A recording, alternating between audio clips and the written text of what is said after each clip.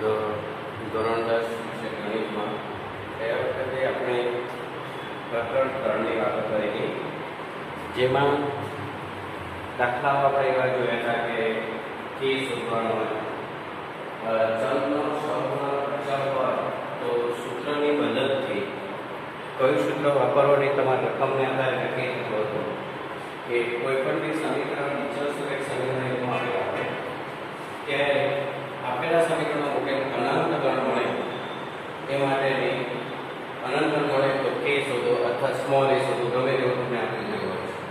અને કેવી રીતે અનંત ટોપિક મળે તેના માટે શરતો, એટલે શરતો તમને ધ્યાનમાં હશે, બરાબર છે. બધા જ ગુણોત્તર સમાન આવે ત્યારે બંને સમીકરણ એક જ થાય છે. સમીકરણ યુગ્મ સંપાદિત છે, અવલંબિત છે અને અનંત ઉકેલ મળે છે અને બંને રેખા એક જ હોય છે. આપણે વાત થઈ ગઈ એક જ ઉકેલ મળે એવી વાત હોય ત્યારે E1 છે કોઈ એકમાં અને E1 છે તો B2ના ગુણોત્તર અલગ હોય અને C1 C2 પણ કદાચ અલગ હોય ત્યારે બંને રેખાઓ સુસંગત છે વગર અને એની શરત લખીને આપણે સમીકરણને વ્યાપક સ્વરૂપમાં ફેરવી અને આપણે દાખલા ગણવાની શરૂઆત કરી. હવે અત્યારે તમે પ્રકરણ 2 અને આગળના ધોરણની અંદર આ ભણીને આવેલા છો કે કોઈ પણ બહુપદી કોઈ પણ હોય x² + 3x - 5 હોય, બરાબર છે, ગમે તે બહુપદી હોય અને એને x + 2 વડે તમને ભાગાકાર કરવામાં આવે છે તો આ બહુપદીને આપણે કયું નામ આપતા હતા તો કે px કહેવામાં. આને શું કહેતા હતા તો કે આપણે gx કહેતા, બરાબર છે. એટલે px ને શું કહેવાય તો કે ભાજ્ય કહેવામાં અને gx ને શું કહેવાય તો કે ભાજક કહેવાય. પછી તમે જ્યારે ભાગાકાર કરો છો જે ઉપર પણ છે એને આપણે શું કહેતા હતા ભાગફળ, જેનો સંકેત કયો છે qx અને છેલ્લે c વધે એને શું કહેવામાં આવે છે, જેને શું કહેવામાં આવે છે rx. એટલે ટૂંકમાં આપણે એવું લખતા હતા કે px બરાબર qx * gx, qx * gx plus rx આવું આપણે લખતા અને આ ત્રણ ઉપર આપણે બહુપદી લાવતા.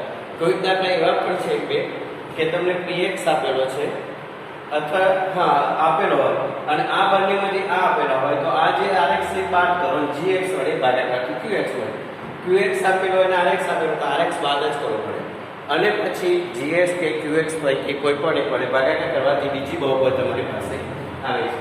બે બહુપદીનો ગુણાકાર આપેલો હોય એમાંથી એક બહુપદી આપેલી હોય બીજી શોધવાની હોય ત્યારે તમે ભાગાકાર કરો છો, એવું પણ આપણે ભણી ચૂકેલા છે. હવે આનો ઉપયોગ કરીને આપણે કેટલાક દાખલા આપણે ગણવાના છે એ તમારે ધ્યાનમાં રાખવાના છે.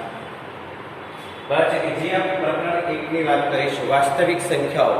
શું નામ છે આપણા પ્રકરણનું? વાસ્તવિક સંખ્યાઓ અને યુક્લિડની ભાગવિધિ એવું તમારું ચેપ્ટરનું નામ હશે, બરાબર. જેની અંદર કેવી રીતો છે એ આપણે ધ્યાનથી જોવાની છે. વાસ્તવિક સંખ્યાઓ એટલું જ આપેલું છે પણ યુક્લિડની ભાગવિધિ એની અંદર આવે છે, બરાબર છે. તો એ જે છે એ આ જ વસ્તુ છે, તમને બધા જ વાસ્તવિક સંખ્યાઓના એટલે સંખ્યાગણના પ્રકારો ખબર હશે.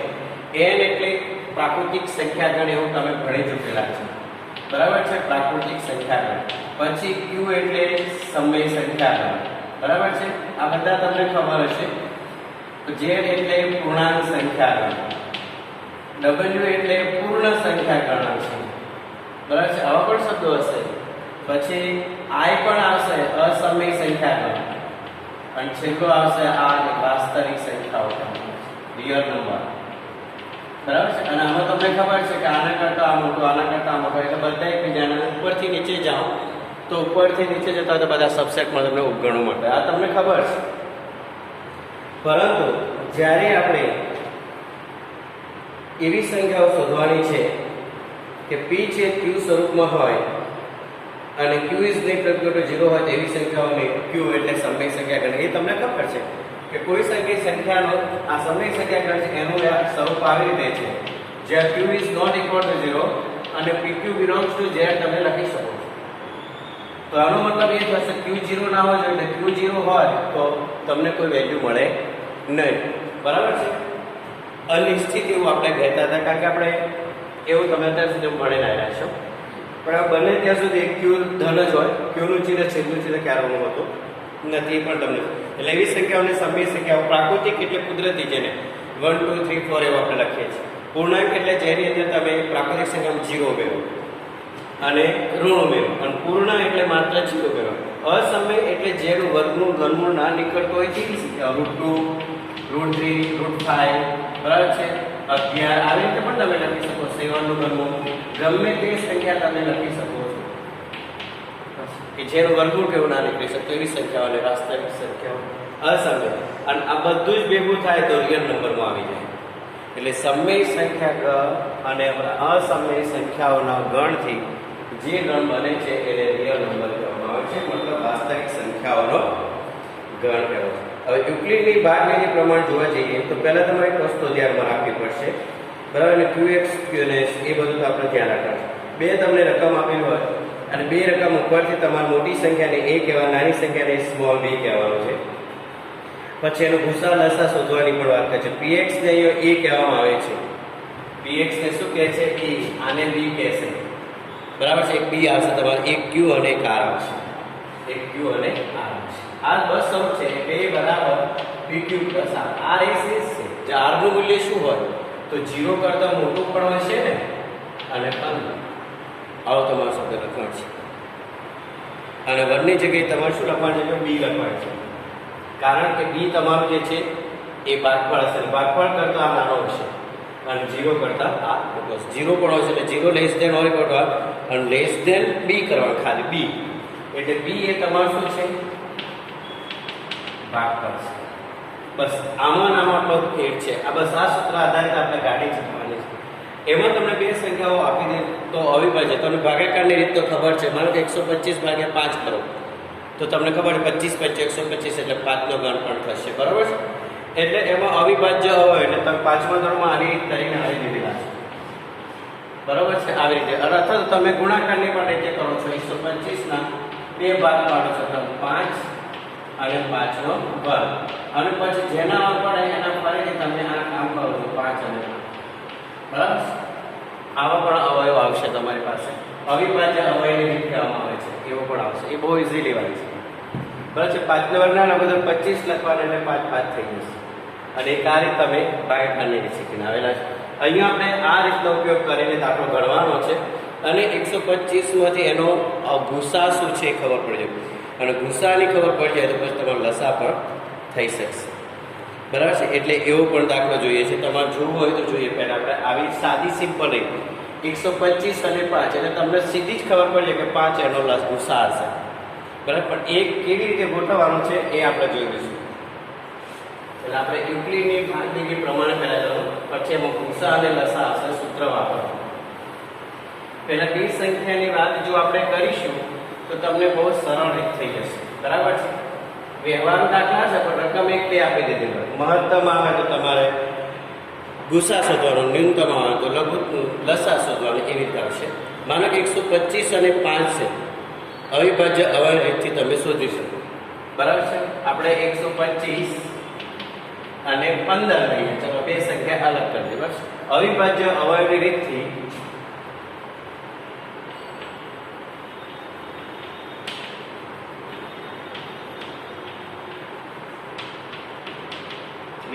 ભૂસા લસા બંને શોધી આપણે. ભૂસા અને લસા શોધો, આવો પ્રશ્ન આવશે. આવું નામ આવે તે પ્રમાણે ભૂસાને HX કહેવાય અને લસાને LX કહેવામાં આવે છે. જો તમારે લખો એટલે ભૂસા. હવે પહેલા અવિભાજ્ય એટલે આવી રીત કરવાની તમારે, જેમાં તમે મેસેજ આપ્યો 5 તો 25. હવે તમને ખબર ના પડે કેવું પડે મારે કે અવયવ તમને ચાવીઓ યાદ રાખો, બરાબર છે. કારણ 5માં 6માં બધી ચાવીઓ આવી જતી હોય છે. જે સંખ્યાને ક્રમાંક 0 2 4 6 8 હોય તેને 2 વડે ભાગી શકાય, બરાબર છે. 4 વડે ભાગી શકાય, છેલ્લા 2 અંકને 4 વડે ભાગી શકાય. જેનો એકમ નંગ 5 હોય એને 5 વડે, 5 અને 0 એને 5 વડે, એકમ નંગ 0 હોય તો 10 વડે પણ ભાગી શકાય. એટલે અલગ અલગ ચાવીઓ. 3 એટલે આપેલી સંખ્યાના અંકોનો સરવાળો 3 નો અવયવી થતો હોય તેને 3 વડે આ બધું પડેલા છો. એવી જ રીતે 15 ના હોય પણ, બરાબર છે. 3 એ તો 5, 5 એટલે 1. હવે તમારે આવું લખી દેવાનું 125 બરાબર 5 ગુણ્યા 5 અવિભાજ્યની અવયવની તો આ જ ચાલવાની. 15 બરાબર, હવે આમાં જે અવયવનું રિપીટેશન થઈ જાય એના પર રાઉન્ડ કરજો. એટલે 15 અને 125 નું સામાન્ય 5 છે લખજો. શું લખવાનું 125 અને 5 નો અરે સોરી 15 નો સામાન્ય અવયવ કયો છે 5 છે માટે આવું લખવાનું છે ગુસાઅ 125 15 બરાબર 5 બસ આવું કારણ કે આગળ ગુસા લખવાનો છે શબ્દ અને કૌંસની અંદર એ રકમ લખવાની મોટી સંખ્યાને a કહેવાની છે નાની સંખ્યાને b કહેવાની છે આવી રીતથી પણ આવશે આવું કૌંસ કરીને હું તમને આપી શકું બરાબર છે એટલે તમને જે રીતે આપે એ રીતે તમારે દોડવાનું છે હવે આપણે ગુસા પણ શોધી કાઢીએ આનો બસ બરાબર છે ગુસામાં શું આવે સૌથી વધારે ઘાત હોય આવશે 5 ની 3 ઘાત છે 5 ની 1 ઘાત એટલે 5 ની 3 ઘાત આવશે અને ગુણ્યા આમાં 5 ના અવયવ અહીંયા આવી ગયા એટલે રહ્યો તકો એટલે લસા શોધવું હોય તો બીજી રીત છે જુઓ લસા આવું લખવું પડશે 125 15 બરાબર 125 ગુણ્યા 15 છેદમાં ગુસાઅ 125 15 જે તમે 125 15 નો ગુસાઅ લાય તમારે અહીંયા લખી દેવાનું આમ સૂત્ર એવું છે જો મોટી સંખ્યાને આપણે a કહેતા હોઈએ નાની સંખ્યાને જો તમે b કહો તો સૂત્ર એવું હશે કે લસાઅ ab બરાબર a ગુણ્યા b છેદમાં ગુસાઅ ab બસ આવી રીતે સૂત્ર છે બે સંખ્યા માટે ના હોય ત્રણ સંખ્યા માટે હશે તો એ ત્રણેય સંખ્યાનો ઉપર ગુણાકાર નીચે ત્રણેય સંખ્યાનો ગુસા લખવાનો બરાબર હવે જુઓ 125 ગુણ્યા 15 ગુસા કેટલા 5 તારીખ 15 જો 125 આવી ગયા ને 5 5 એટલે એવું જરૂર જ છે એટલે 125 ગુણ્યા 3 કરો 25 તારીખ 75 3 1 3 બસ સામે લખી દેવાનું લસાઅ 125 15 થઈ ગયું એટલે બંને જવાબ આવે આ કઈ રીતે કર્યું આપણે અવિભાજ્ય અવયવ હવે આ દાખલો જ્યારે તમે યુક્લિડની રીતથી કરો છો ત્યારે તમારા બંને જવાબ આ જ હોવા જોઈએ એ તમારે મારે શરત છે બરાબર છે તો આપણે જોઈએ હવે કે એ જ રીતે આપણો જવાબ મળે છે કે કેમ આપણે ચેક કરી લઈશું બરાબર હવે જોઈશું યુક્લિડની ભાગ લીધી છે બરાબર વૃક્ષ રીતના ભાગ અવયવ પાડો એ બધું તમે કરી નાખશે બધું સામાન્ય વસ્તુ છે બરાબર ચલો હવે 125 15 ના યુક્લિડની ભાગ વિધિ પ્રમાણે પહેલા તો ગુસા લઈ લઈએ પછી લસાનો સૂત્ર આ છે એટલે કે કરવાનું નથી બરાબર એટલે આપણે રકમ બદલાઈ ગઈ હવે 125 15 નો યુક્લિડની ભાગ વિધિ પ્રમાણે ગુસા અને લસા આવો ક્વેશ્ચન ત્યારે આપણે પહેલા સૂત્ર વાપરીએ અહીંયા ધ્યાન રાખવાનું 125 ગ્રેટર ધેન 15 મતલબ કે a greater than b a એટલે 125 હવે તમારે આપણું સૂત્ર a બરાબર b ક્યુબ પ્લસ આ સૂત્ર a એટલે તમારું 125 લખી દો હવે અહીંયા એવું કરવાનું છે તમારે 15 પહેલા લખવાના છે કેટલા લખવાના છે 15 અને 15 ને એવી સંખ્યા વડે ગુણો કે જેનો ગુણાકાર 125 થી વધે ને બરાબર અને શેષ વધતી હોય તો તમારે બાજુ લખવાની છે 15 થી 115 × 120 થશે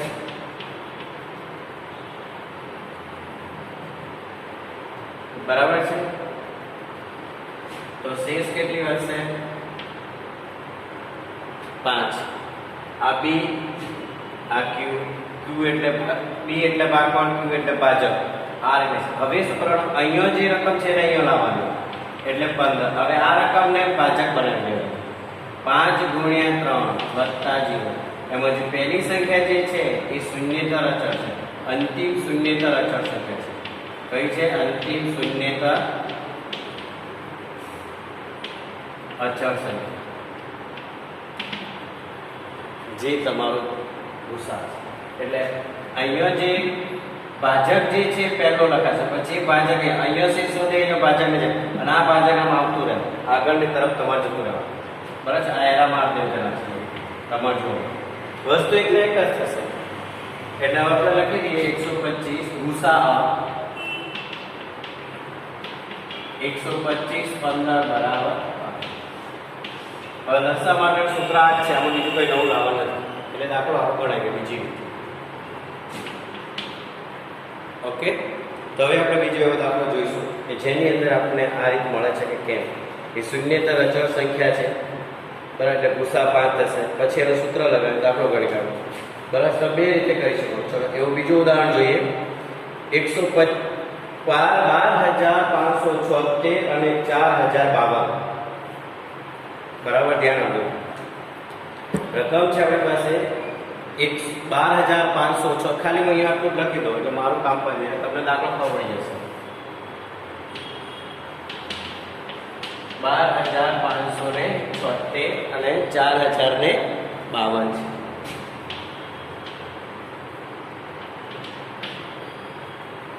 છે. હવે તમને ખબર પડી કે મોટી સંખ્યા એ ના ખબર પડે તો એ બરાબર એવું લખી શકો છો તમે. a બરાબર 12,576 અને b બરાબર 40,52. પછી લખી દો a ગ્રેટર ધેન b એટલે કે 12,576 ગ્રેટર ધેન 40,52 એટલે આ થઈ ગયો તમારો q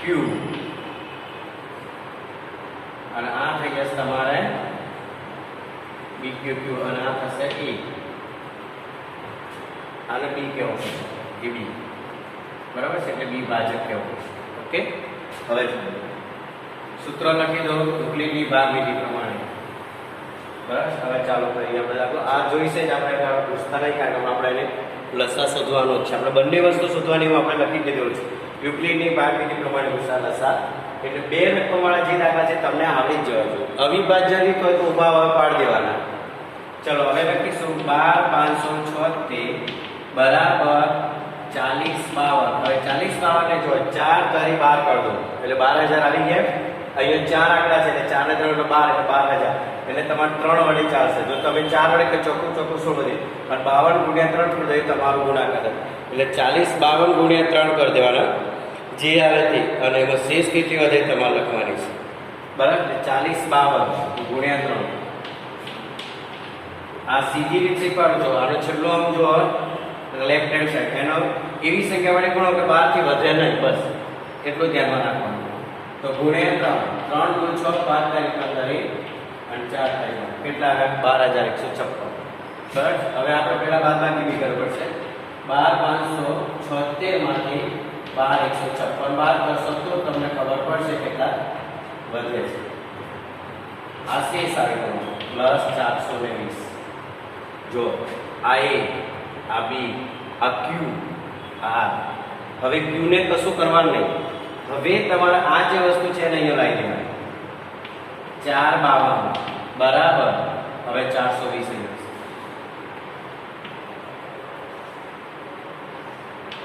હવે 420 ને વિશે કેવડે ગુણો કે 40,52 વધે. 4 × 5 = 2000 4 × 4 = 4 4 9 36 4 40 વધી જશે ને 20 છે એટલે 4 9 36 એટલે 9 વડે તમારો ગુણાકાર ચાલશે. કેટલા વડે ચાલશે 9 વડે. 42 ગુણ્યા 9 આ 60 માં કરતા એટલે તમારું ગુણ નીકળતી જાય બરાબર છે. 420 ગુણ્યા 9 એટલે ગુણાકાર કરતા દેશે તો 0 18 36 ને 1 જો તમે 5 10 વડે ગુણો તો 42 થઈ જાય. 4240 કરતા વધી જશે ગુણ્યા 9 બરાબર છે. હવે આ બાદબાકી પાછી કરવા જોઈએ પછી આપણે 40,52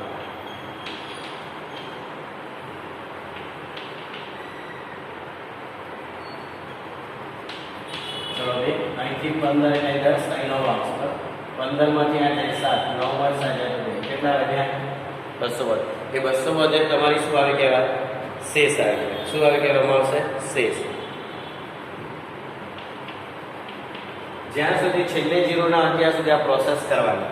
ચલો હવે કોણ આવશે અહીંયા તો કે 420 જે તમારો ભાજક હોય ભાગફળ બની જાય.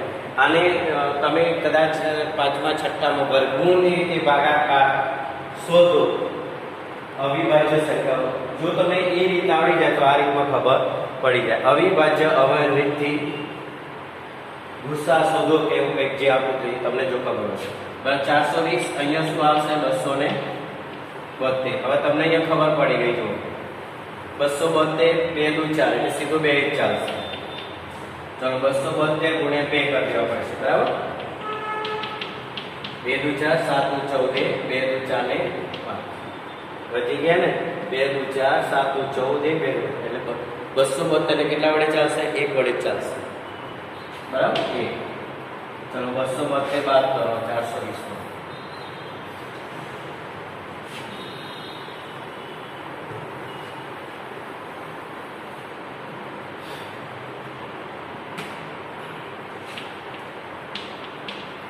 ચલો અહીંથી 10 હોય 8, અહીંથી 10 હોય 3, 10 માંથી 7 જાય 3, 138 વધશે. તમે ધ્યાનથી જોતા જાઓ, 38 કે 48 વધતા હોય, 10 ને 11 હોય 4 48, 10 ને 11 આપણે 10 એકાદ બાદ કર્યો. હવે શું થશે આગળ?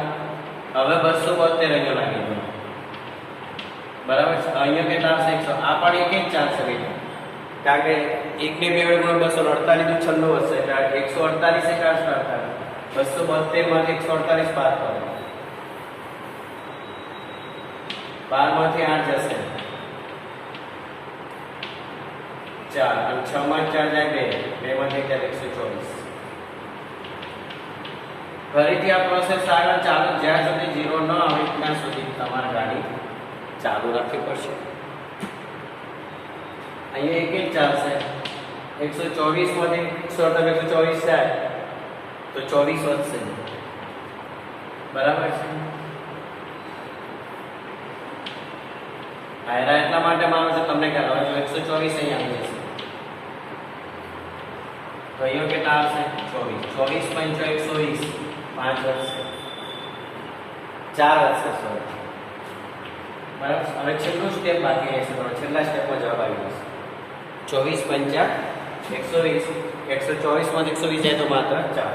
હવે છેલ્લું સ્ટેપ 24 આવશે, અહીંયા 4 આવશે, અહીંયા ઓલા 5 વધતા જાય, બરાબર. આ અંતિમ શૂન્ય તરફ જવાનું, 6 × 24 અંતિમ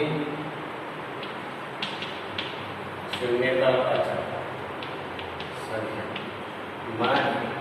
છેલ્લો જવાબ તમે આવી રીતે લખી શકો છો કે આવું બધું કરવાનું છે ગુણાકારમાં, એટલે તમને ખ્યાલ આવશે.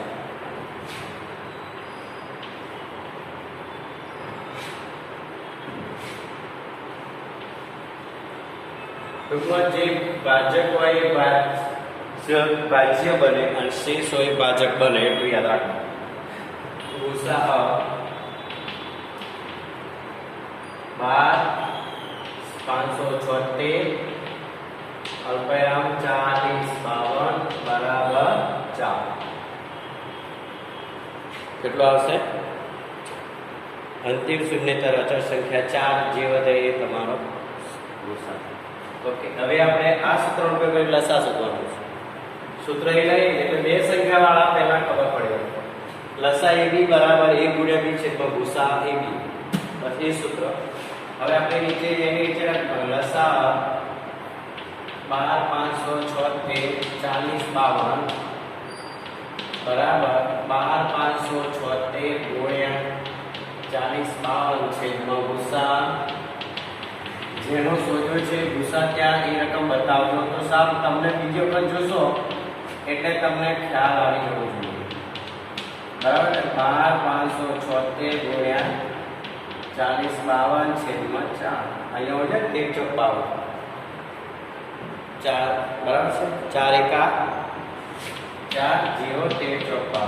આ બધો ગુણાકાર કરી દો. 12 576 ગુણ્યા 1013 નો ગુણાકાર કરશો એ તમારો 12 73 94 88.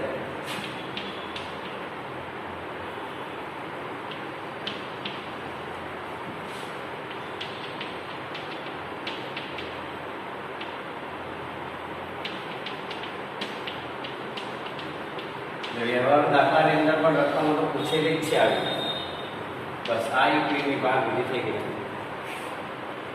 જોયું? એટલે ગુણાકાર કરતા જવાના, બાદબાકી કરતી જવાની, એ રીતે કરવા છે. એ રીતે તમારા હોમવર્કમાં જે દાખલા આવશે એ ધ્યાન રાખજો. હું ભૂલી ગયો છું કે એ તમારે કરવાનું છે 455 42, બરાબર છે? તમારે ઘરેથી કરવાના છે 455 42 હું લખી દઉં છું હોમવર્કમાં, બરાબર. 2-3 દાખલા એટલે તમને અંદાજ રહેશે.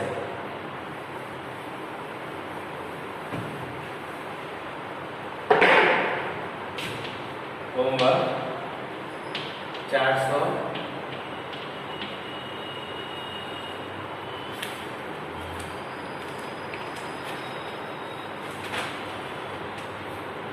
55 455 અને 43.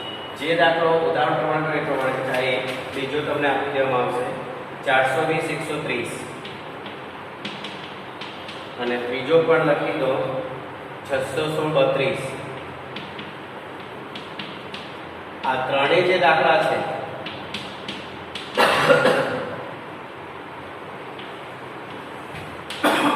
આ રીતનો ઉપયોગ કરવાનો, પૂર્ણ કરવાનો. એટલે સ્વાધ્યાય 1.1 માંથી પણ તમને દાખલા મળશે.